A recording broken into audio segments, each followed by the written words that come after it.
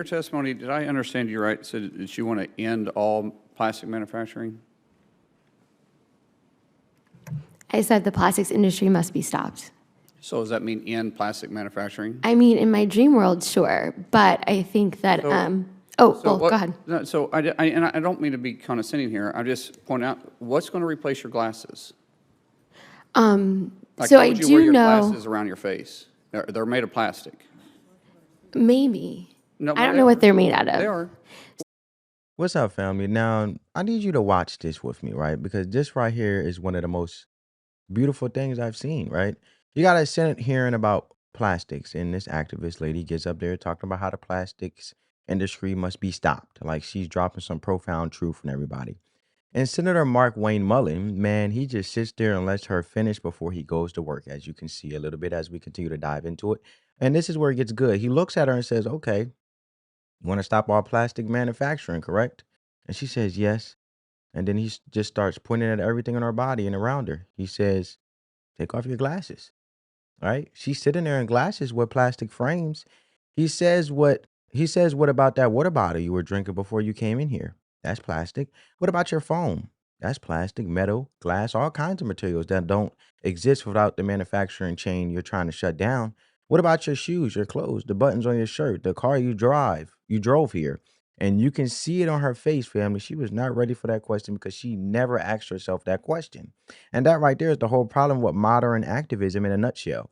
People get up on these stages and these hearings behind these microphones and they talk about how the world should be without ever once stopped to think about how the world actually works, right? Or how the world actually works. And when you put a mirror in front of them and say, show me how you live without the thing you're trying to ban, they freeze.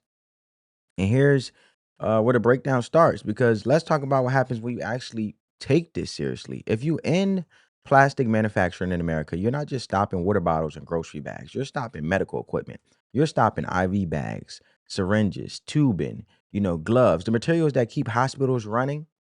You're stopping car manufacturing, bumpers, dashboards, wiring insulation, seat belts, airbags. You're stopping electronics entirely. Every computer, every phone, every television, every refrigerator, every microwave. You're stopping construction, PVC pipes, insulation wiring, windows.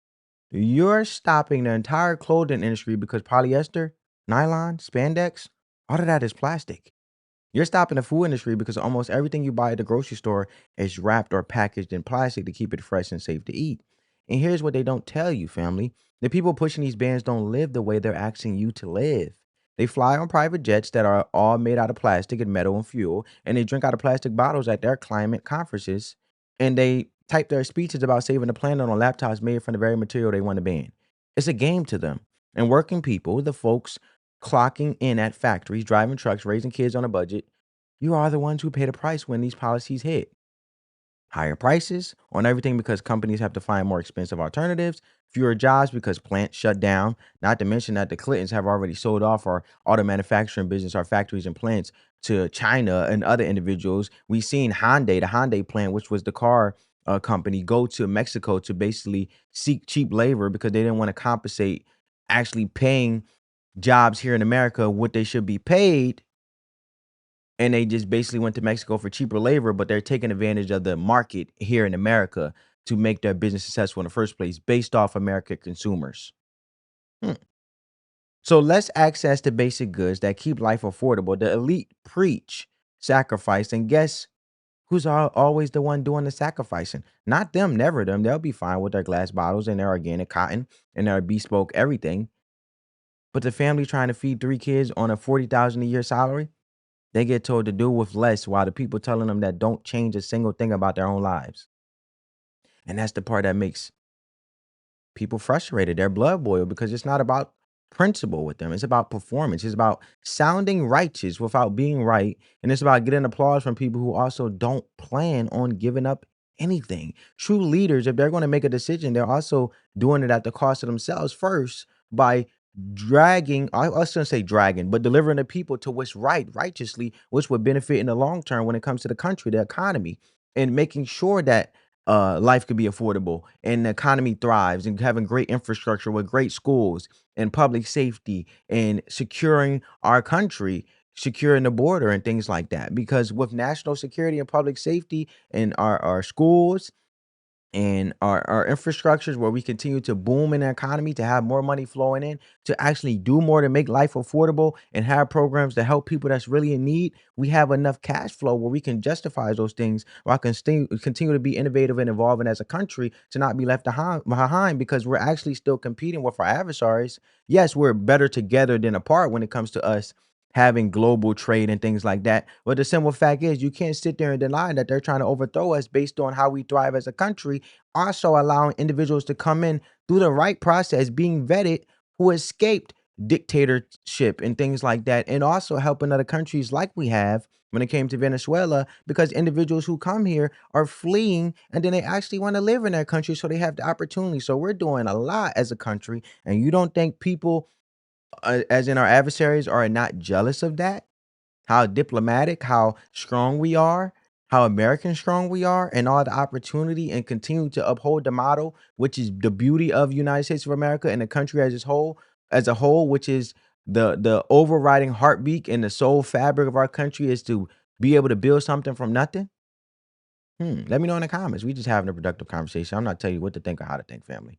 What So, about, and I'll just point out some things here, because I just want to be realistic when we're having conversations, because when statements are made like this, I just want to open people's eyes and say, well, okay, that's easy to say, but what's the solution? Your water bottle in front of you. this one, Yes. That plastic? no. The lid is. That's plastic. Right. So Right. I would It's say to your your cell phone- question that I would first be concerned about single-use plastics, and then we can talk about alternatives Your- to this. Your cell phone there. Is it plastic? The cases, but it's glass because I broke Oh, the components this inside of it's screen not yesterday. plastic? The components made out of it's not in plastic? Yeah, they are. The water that you filled that water bottle up with, where'd you fill that water bottle up out of? A water filling station. All right, and it was delivered by a drink station that was plastic? I didn't check. The edges are. The piping coming to it. Now, you have a couple choices with the piping. We could go back to using wood, but then you have to line it in chemical. Or we could go back and use lead, because we used to have water piping that was lead. That was harmful to us. I actually experienced that with my own anecdotal experience with the city actually removing pipes, because back then there were actually piping that has lead, and which lead levels would be higher in individual, which result into it going to their bloodstream and actually causing death and other health problems. Like, for example, with my own son, I get him tested for lead, to ensure lead levels are low. For the simple fact is that there's things that we eat as well in the food and our piping and things like that that we, you know, bathe and stuff like that, where it's easy for things to seep into our skin. Not to mention also from another anecdotal experiences where, you know, this is the beauty of how far we came, right? But looking at the walls and the infrastructure on how we build buildings. Back then, they had bricks and stuff that had asbestos in it throughout the building, which if you don't get rid of asbestos and you don't know about it and you're just inhaling it, you can 10, 20 years down the line, not knowing, you can have lung cancer just based off of asbestos that you didn't know about that was in the building the whole time because of how things were done back then, which seemed deemable, but that was just the fabric of us just beginning before we got enough research and became innovative with technology and things like that and having the education and knowledge that we know now, just like anything else within technology and the medical field, to be able to evolve and actually come up with more solutions to have better results in a more healthier way, right? To sustain and maintain the country. Right? So now we have another alternative so we have to now tear down, because when you got asbestos in the building, within the walls and stuff like that, somebody could be coughing constantly and they don't know what it is. And then you got to test the air quality to see if it's asbestos in there because you don't know. It's not like you can see it or it's going to come up just automatically in your preliminary testing. You got to go do an air quality test, and then you got to go swab things and then take it to the lab and things like that. Even with mold for a certain extent, right? But just for my asbestos example, you gotta break down the walls and build everything back up. We go back to galvanized, but galvanized rust and had discoloration. We go back to copper, but copper has to be mined, and everybody wants to stop mining in the U.S. So you use plastic to deliver piping that you fill that water bottle up with today. I point this out because the clothes you have on, I guarantee you have plastic in it. The shoes you have on your feet, the soles of those shoes are plastic. So we talk about any plastic manufacturing, and everybody in here cheers when you say that, but everybody here is depending on plastic as you set. So if you want to end it, then quit using it. Interesting. It's kind of like, I don't shop at certain places right now because I don't agree with some of their policies. Stop I going. choose not to do that. You can choose to not use plastic.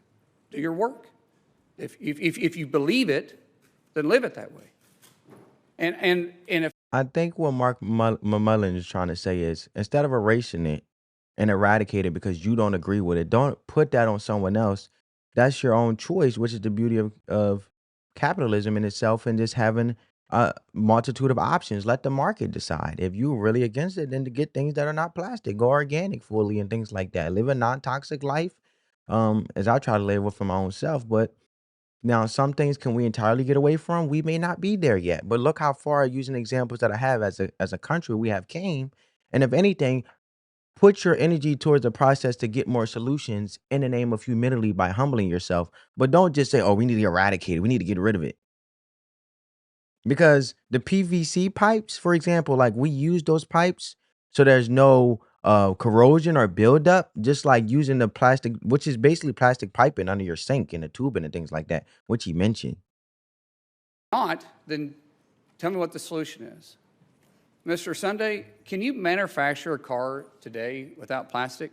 Because we talked about manufacturing, the chairman brought up manufacturing cars as it is safe, but the components that go into the cars today, can you do that without plastic?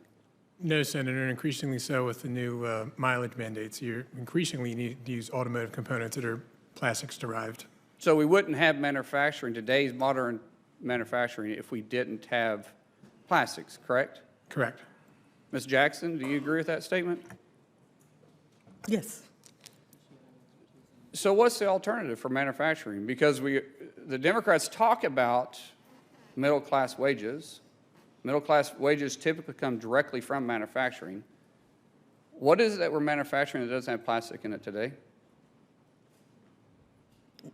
Nothing. And you know what? It would increase the cost of everything if we turn to an alternative, and it would disproportionately impact low-income people who have lower incomes. It would be another regressive tax on the poor.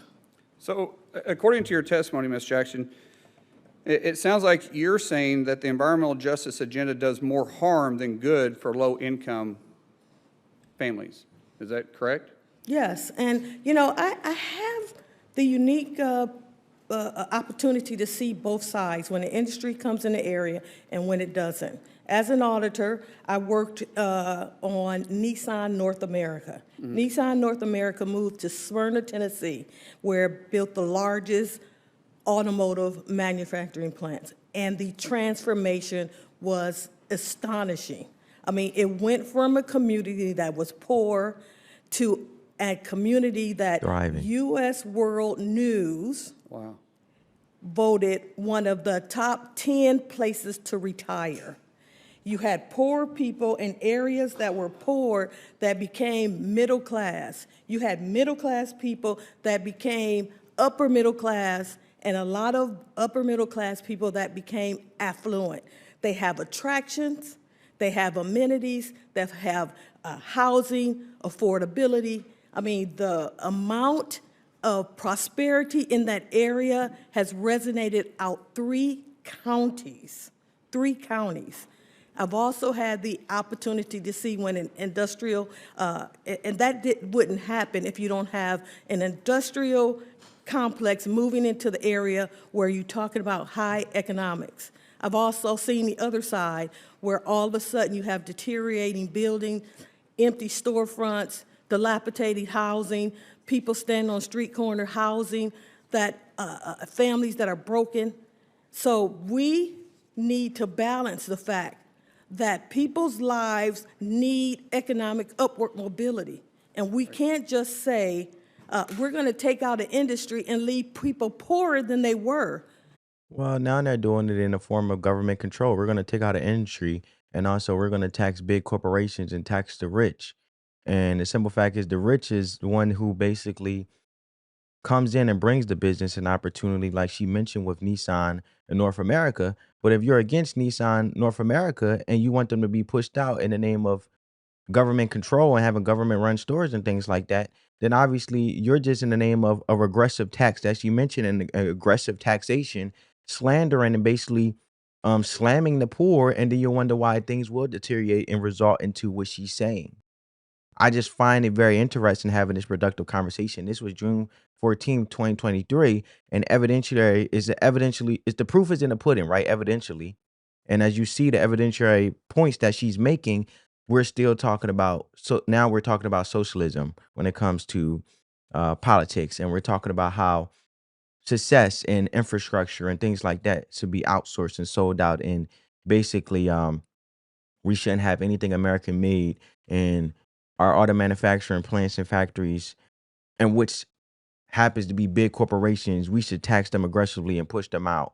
And we should give just free things to everybody with no cash flow to actually have the state or local city or local communities thrive. They're just left with heavier taxation with no real solutions, that everything continues to deteriorate, and there's no money coming in, such as cash flow, to actually sustain and create more opportunities for more cash flow to come into that city or that state, where then you can actually invest more. You only can do more what you have if you are making the wise decisions to put the right things in place with the right discernment, being wise enough to know from a long-term perspective, okay, if I make this decision in the long term, it will actually keep us on the up and up, consistently on the right trajectory. But now, in the form of government control and suppression, let alone oppression, egregious taxation has become entered into the discussion currently today, 3 years later, in the name and the form of acting like it's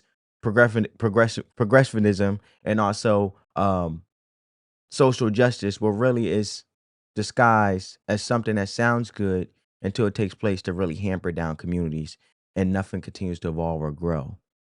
And you're just stuck with where you're at and suppressed enough to the simple fact where the party that you voted for that deceive you only wants to stay in control and power, to the point where they shut you out and no longer need you in the form of instability and destabilizing everything with chaos, where it doesn't even matter what you say anymore because they got their way. And if you say anything else uh, in the form of communism or dictatorship, as a lot of Americans are nervous about, because we've seen regimes and it happens over time, it never works. And Iran and, Venezuela and the Castro family in Cuba, that when you go against those individuals who are now in control, with government ran everything and they pushed everything out so they can be in control, using their strong mindset and strong influence to basically manipulate strong-minded people in a form of propaganda to come off as a deceiving way. And then once they get their way, they'll suppress you, possibly execute you if you don't say the things and do the things they want. They can care the heck about you, just as they don't care about the communities they hamper down and destroy. It's very, very scary. It's dangerous, and it's very concerning within political discussions and political discourse today. So that's why I find it very interesting just using this plastic hearing, this hearing about plastics with McMullen and Donna Jackson and the activist. I forgot her name. I think her name was Angela Bradford, respectfully. Is interesting, right? Just using this one industry when it comes to business in the plastic industry, right?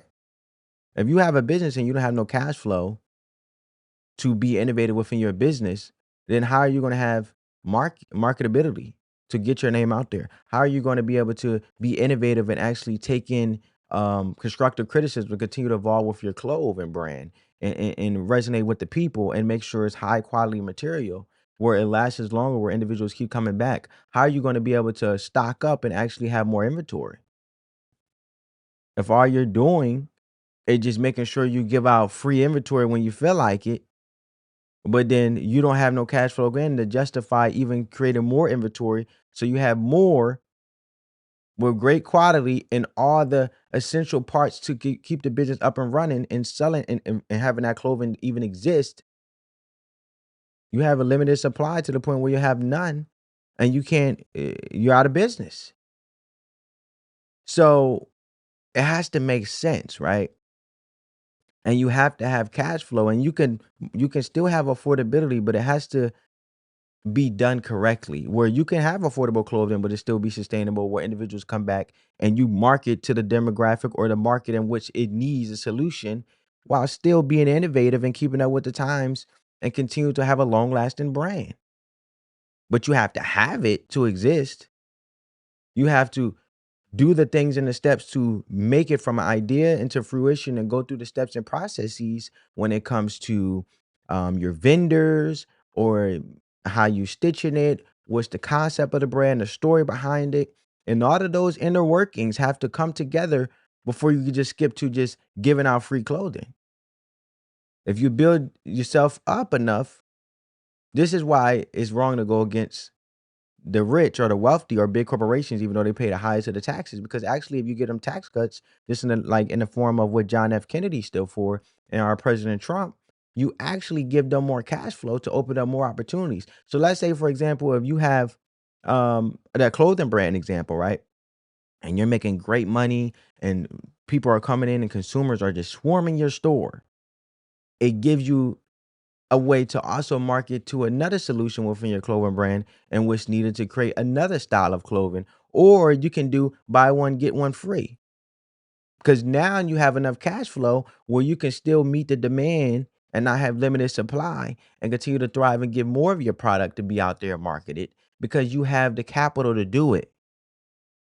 But if you have no capital, then you'll eventually outdo yourself to the point where the business won't even exist in its entirely and the whole clothing business just goes down and destroys itself. Poverty causes the worst health care in this country. Poverty is the one that destroys lives. It destroys health. It creates trauma. So we need to make sure that when we're talking about these issues, we take into account the human loss of life, not just the environmental impacts. Thank you. Thanks for indulgence there. Well, environmental and human life, as I would interpret it as what she's saying, it goes hand in hand. But this is where the bigger conversation comes in because this isn't just about plastic, like I mentioned, right? This is about how we make decisions as a country. The issue with the activist mindset is that it starts with the conclusion and works backwards. You decide plastic is bad, so you ban it. You decide oil is bad, so you stop drilling. You decide farming is bad, so you start raising cattle. You never ask what replaces it. You never ask who gets hurt. You never ask if the thing you're replacing is actually worse than the alternative. And that's not how adults solve problems. Real solutions start with a simple question. What does this actually look like in real life? And if we stop making plastic, what do we use instead? And where does it come from? And how much does it cost? Who can afford it? Can we make it enough to keep hospitals running? These are not complicated questions, but they are questions that activists avoid because the answer is always the same. We don't know. We'll figure it out later. Trust us. And trust is exactly what people should not be giving right now because every time we trust the people who say just go along with it, working families end up holding the bag. Trust is earned, not given. And I say that in the form of yes, if no one suspect until you don't have to suspect not until need to suspect, right? In my view, and let me know if I'm wrong, family. We're having a conversation. I trust someone until they give me a reason not to, but that doesn't mean I don't have to be a fool and not answer questions. Or I mean ask questions for clarity to get a clear understanding. Because the more I see just me asking a question, it's either going to push them for us to have an understanding where we become closer or push them away because they really don't want me the truth and they just want me to nod my head and be a yes man and go along with it.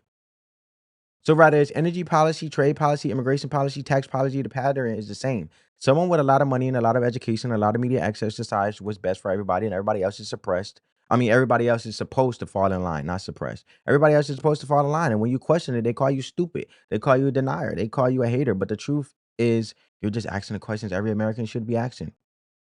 When you ask the right questions, you'll receive the truth. It takes the right questions to expose deceit. The right questions will scare anybody away who doesn't have good intentions. How does this affect you and your family, right? That's not hate, that's just common sense. And Markwayne Mullin did something beautiful in his hearing. He didn't shout, he didn't get emotional. He just asked her to explain how her own life works without the things she wants to ban. I actually believe this is the discourse we should be having politically amongst each other, amongst Americans. And rather we have difference of opinions, but it still was a productive conversation, which isn't really being upheld nowadays upheld nowadays, because if you have a disagreement, which has been pushed so much now politically, that if you disagree, people want to execute and eradicate you just for having a difference of opinion and having critical thinking and think for yourself, which was once taught in school more than ever. When I knew growing up, I'm born in 1999, critical thinking, who, what, where, why, how, right? Nowadays, if you even say who, what, where, why, how are we going to do this? What is going to happen if we do this and how this is going to work and this and that, you'll get scrutinized, man. Basically cancel culture, convicted in a court of public opinion off of a mob of people who don't want you to answer no questions, right? And when you see this hearing, and basically McMullen was asking her like how your own life works without these things she wants to ban, she couldn't answer. There was no answer because the whole movement is on slogans and guilt, not solutions and alternatives. And until they can answer the basic question of what comes next, how a lot of people say, "Oh, you don't get to tell us what to stop doing," right? And this brings us to what the Bible says about this situation. Because the word for what happened in this hearing is hypocrisy. Romans chapter 2, verse 1 says, "You therefore have no excuse, you who pass judgment on someone else, for at whatever point you judge another, you are condemning yourself, because you who pass judgment do the same things." This is exactly what we watched. This woman stood in judgment of an entire industry while wearing his products, holding his products, surrounded by his products, and she condemned the very thing that made her appearance and that hearing possible. And the Bible calls that out because God does not respect selective righteousness. You can't hold other people to a standard you refuse to live by. Either the standard applies to everybody or it applies to nobody. And for my family who may not be spiritual, here's the life wisdom in all of this. There's still life wisdom, right? We can still learn from any experience and every experience. The most important question you can ask before you agree to any big change, whether it's in your life, your community, or your country, is what does the other side of this looks like? Anybody can tear something down. Anybody can say this is a bad thing and that is wrong. But the person who can tell you what comes next, what it costs, who helps, who it hurts, and how we can actually get there, that's the person worth listening to. Everybody else is just talking. In a world full of people talking, the family that learns to spot the difference between a real solution and a performance will always come out ahead. Now, let me ask y'all something. Have you ever called out someone on something and realized you were doing the exact same thing? I have. Look, with truth come conviction, right? Let me know in the comments. Hit the like button, share this video, subscribe to the channel, turn on your post notifications, spread that peace, love, and positivity. Let the love supersede the hate, family. As always, thank you guys for all that you do. And I want to shout out my members. I never asked for individuals to become channel members. I never promote it, but I am highly grateful and I'm so thankful for individuals wanting to take their time, their hard-earned money, just for you just watching this. Anybody who watched this, just for you watching this and taking the time out your day, as I hope I pour value into your life. I hope, I just, stirred up a, productive conversation, get the juices flowing, and, had a viable conversation, right? In that sense of just our lives and what the challenges is before our lives politically and for the next generation, and just trying to be on the right side of history and learn from the things to make our country great, right? With all the blessings and all the gifts and all the things that we have on this earth, and let alone being in the United States of America, right? And even if you're not in the United States, there's still beauty in where you are, right? So I say all that to say, and I want to shout out these members because I don't ask for it, but I am truly grateful that you decided to see the true value in me and take the time to want to do this with your hard-earned money and everything else. So I want to say thank you to you five. Truly, I'm truly grateful and thank you. And thank you for all my supporters, those who watch it and just like the video and share the video and give me your perspective down in the comments. But thank you, Lori Pimpkin. Thank you, Spring Rose Bowen. Thank you, Shine On 83. And thank you, Nancy Litikita 8341. And thank you, Francis Wetter 49. I could be no more than grateful and thankful for you guys in regards of, being a member of the channel.